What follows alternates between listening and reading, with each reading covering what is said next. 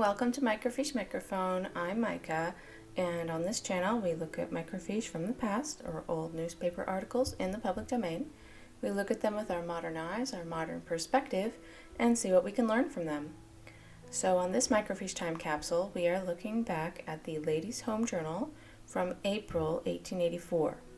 And this article is entitled Women's Rights, and it's in quotes, which makes me think that they're looking down on them slightly, or not taking them seriously.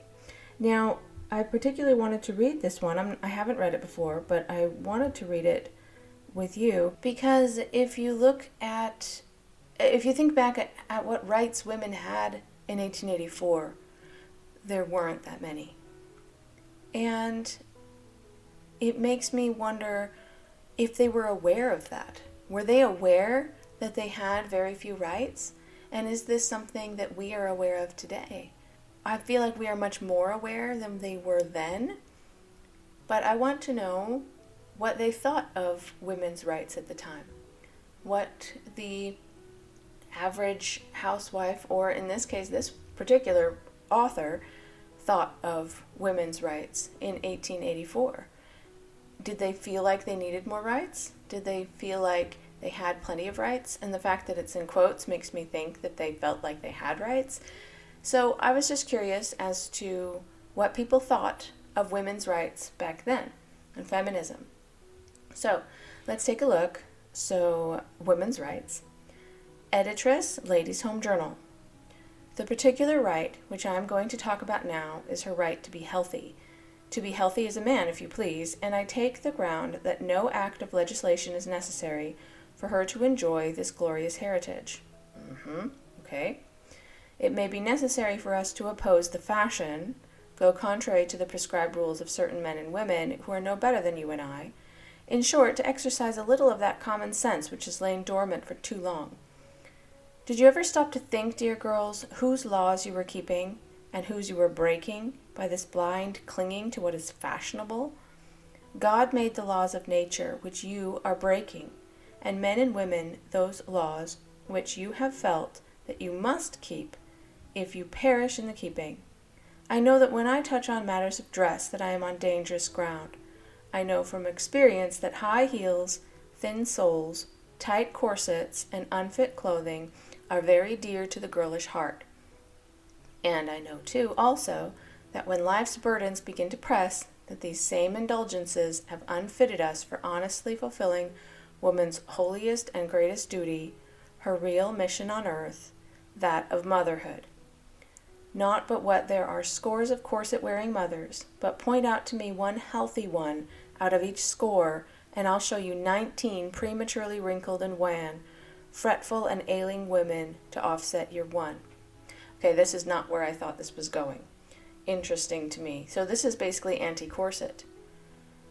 I feel like that is a step in the right direction in 1884, but they're not really pushing back at the manufacturers of those and the way they advertise them. They're pushing back at the women themselves and saying you shouldn't want to wear them. Like, you're affected by so many things. You're affected by what your parents did before you. You're affected by what your friends do with you. And you are affected by the advertising that target certain things about you. So I think that you need to look at all of those factors and not just say, hey, women, just stop it. So it's slightly short-sighted, in my opinion.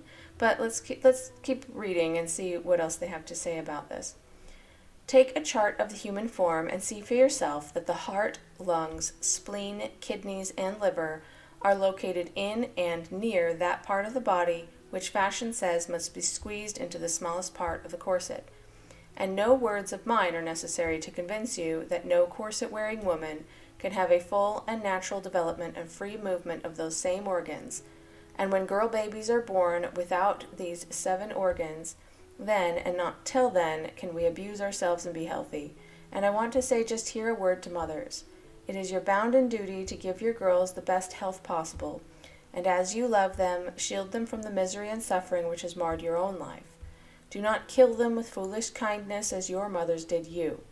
Fill their bodies with sound organs and the mind with sensible ideas, ere you send them forth on life's rough voyage. Teach them how to make bread as well as rick-rack. If they show a decided talent for music, give them a chance, but not before they can broil a steak, or make a decent cup of coffee. I know whereof I affirm, and if I speak strongly on this subject, it is from the bitter experience of a foolishly indulged only daughter, whose destiny calls her into a position for which she received no home training or education. Chris Cross, Vershire, Vermont.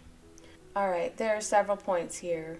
Like saying, well, not going to be healthy unless you're born without those organs. Well, dude, no healthy person is born without those organs, and no person who is alive is born without those organs. They're all necessary to life. So that's not really a funny joke. I'm just saying. I understand what they meant by it, but it was meant to be funny and lighthearted, and I just think it's horrible because there are babies born without those organs. So, people who have had babies who were born without without some of their vital organs will absolutely be triggered by this. That's not at all kind. So I get the point you're making. The other one that bothers me is this insistence that every woman should become a mother. That is very much perpetuated in this time, and I feel like that's not very conducive to women's rights to choose for herself if she wants to become a mother or not. Not everyone has to be a mother. That's not a requirement of life. I do understand that a lot of people do want to be mothers, and I respect that as well. I'm a mother myself. However, I don't ever feel the need to push my children into becoming mothers themselves. If that is their choice, that is their choice. But I'm not going to tell them what to do. However, one thing I did like about this is trying to break the generational tradition. So children were often put into corsets as soon as they started getting curves. And they're trying to say, hey, mothers, don't do this to your girls, even if it was done to you. If you were put into a corset at age 10, then it doesn't mean you have to put your child into a corset at age 10, yeah, or even at all. Think about how miserable you were as a child in going through that, and think of, don't you want to spare your child that misery? So I do appreciate that one. Do not kill them with foolish kindness as your mothers did you. Also, at the very end, they go into learning practical things before learning fashionable things. I do appreciate that. Learn how to cook, yeah.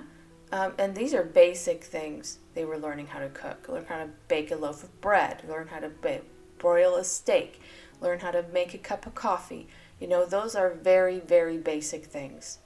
And if you can learn some basic things in the kitchen, then you won't have as much trouble in the future. These are very practical things for you to learn. So I think that that is good advice. And I do appreciate the warning against corsets. And I feel like, so just picturing where these women were coming from at the time, then I feel like this is a good article in the sense of we are trying to push women to becoming more healthy and not to listen to the fashion advice of men, basically. That's what I'm hearing here. That's what I think. I think that it is progressive for its time, but compared to today, it's definitely not at all progressive. It's extraordinarily old-fashioned. But I do appreciate that they are focusing on health and safety. And I feel like there are some points that we could take with us today. And I think that some people do try to take with them today. Because, for example, the high-heeled shoes, saying that they weren't healthy. Yeah, we have high-heeled shoes today all over the place. And you're right, they're not that healthy.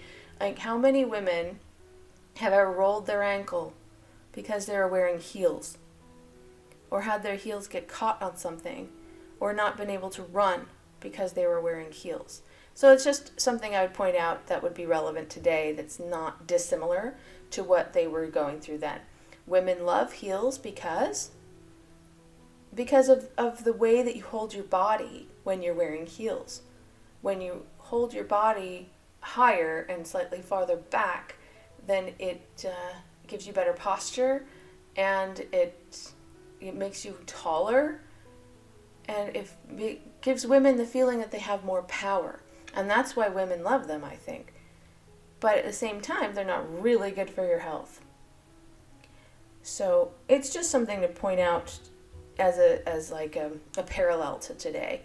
So back then, it was all about corsets and watch, don't try to compress your midsection so hard, because for heaven's sake, you have organs in there that need to work. But today, I would say, do we really need high heels? Is it really good for us? People will deform their feet in order to wear high heels, which I do not think is healthy. So it's just something to point out, like it's not as unhealthy as a corset, but it's still not healthy in the end of the day. So it's just something to think about. Like as far as women's rights, I don't think it really has much to do with women's rights, but it's more like women's common sense. So yeah, I think that this article was good advice. I don't know what it had to do with women's rights, but sort of surprised me on that one. But I had the impression that they did not necessarily feel oppressed, even though they were. So it's something to think about us today. I know that today women don't feel oppressed in general. We feel like we've come a long way and we have a lot of the same rights as men. And yet we don't have all of the same rights still today. So it's just something to think about.